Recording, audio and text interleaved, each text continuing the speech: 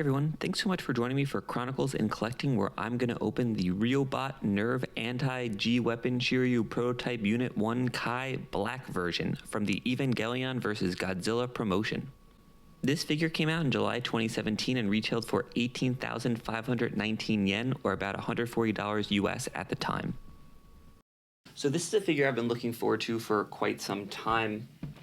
I've been opening some Riobots over the last few weeks. I've been really into the line. This figure is like an Evangelion Godzilla crossover for whatever reason, maybe because Anno worked on both of them. It actually came out quite a few years ago, and it goes for quite a bit of money on the secondary market. And then randomly, one of the sites, Big Bad Toy Store, who I'm in no way affiliated with, and I know does get a lot of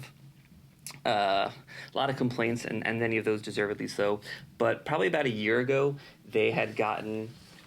they put up a pre-order for this at around MSRP, and it was very unclear to me if it was ever going to come out. And sort of lo and behold, about a week ago, came in the mail.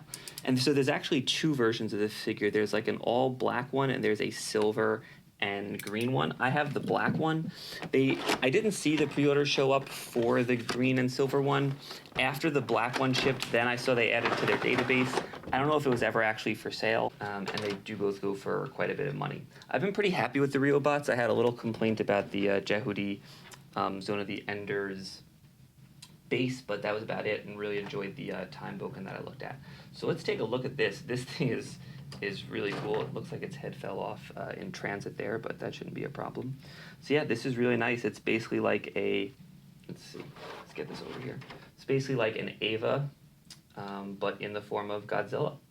I mean, what else could you want? A lot of really nice detailing. See that really nice NERV emblem there. Lots of off color, lots of different coloring on the side here. So I'm pretty sure the other one, it's basically where this one is black, the other one's silver. And where this one is silver, the other one's green. I do like the idea of having a little bit of, color on this. Okay, and give me 1 second here. Try to get his head on.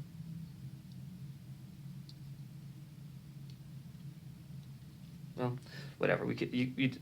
I'll put the head together. We could just take a look at it zoomed in. But yeah, really cool detailing on the head. You could definitely see that a lot of love was put into this. Really combining, the style of both of these series. Not a lot as far as accessories go.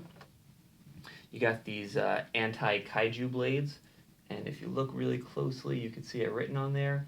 And these are again kind of two color scheme. You have the black and the silver, and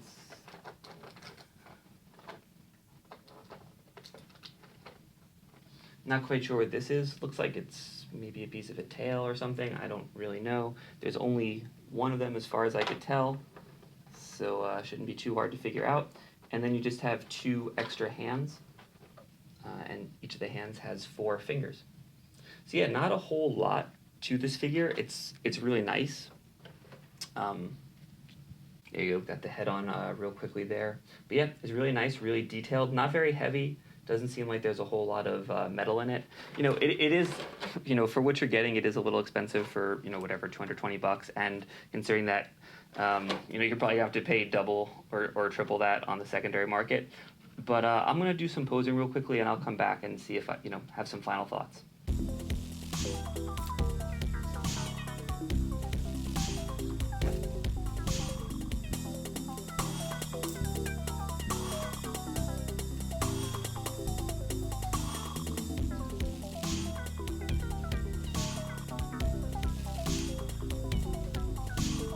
All right, and we are back. So let's set this guy on the rotating stand, and we will give some final thoughts here. So as I kind of said before when I was doing the unboxing, there's really not a lot here. There's these 2 blades on the side. There's that one extra piece, which is an extra tail piece, and one extra set of hands. There's not a ton of posability. You could kind of mess with these fins on the back here a little bit. These kind of 3. The tail goes up and down, though the tail does not seem to support a lot of weight, so you can't really make it too high. Maybe that's just mine. Maybe that's in general. and really not all that much you could do with the figure. It also doesn't really feel premium. I mean, I think it looks really nice. The detailing is really cool, but when you lift it, it just doesn't feel like premium. It doesn't feel like it's heavy, or it has a lot of like nice materials in it, especially at the price point. And especially considering the fact that it's pretty much impossible to get one of these at MSRP now, and you're going to probably be paying upwards of $500 for it. So kind of with all that being said, I think it'd be, kind of hard to recommend this figure at that point. If you like this design and you really want it, I don't think you'll necessarily be, you might be disappointed when you get it. It's not like a bad figure. It's just nothing special, and it's just very average, which is a little disappointing considering, kind of the two franchises behind it, and sort of how hard it was to come by one at a reasonable price. Anyway, thanks so much for checking out this video. If you enjoyed it, I'd really appreciate a like or subscribe. I do anime reviews on Monday and figure reviews on Wednesdays and Fridays. Thanks so much, and keep collecting.